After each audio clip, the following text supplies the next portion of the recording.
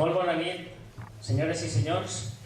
Dins de la programació de la 22 Setmana Cultural de l'Associació Cultural Falla Plaça de la Malva, tenim el plaer de rebre esta nit a l'Aula Sentir Suzuki.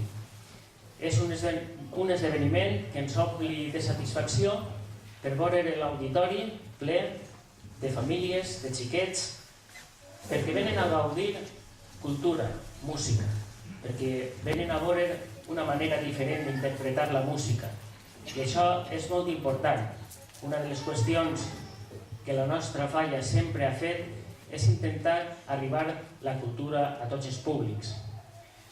En primer lloc, caldria agrair l'esforç que ha fet l'Aula Sentir Suzuki perquè els seus alumnes esta nit estiguen ací.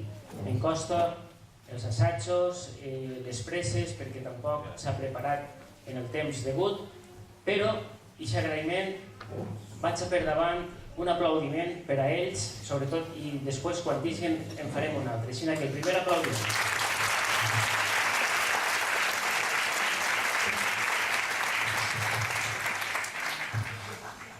L'Aula Sentir Suzuki, amb quasi 10 anys de trajectòria i més de 200 alumnes, esdevé tot un referent dintre de l'àmbit de les noves metodologies d'educació, música integral d'estimulació primerenca. El mètode Suzuki és un mètode d'alta qualitat que té els seus orígens cap a l'any 1940, quan el filòsof, humanista i violinista Shinichi Suzuki plasma les seues revolucionàries idees al voltant de l'educació en un sistema destinat, com deia ell, a l'educació integral de l'individu mitjançant la música, que és el que anem a escoltar. El programa no vaig a repetir-lo perquè el tenen vostès en les mans i seria tornar a dir lo mateix.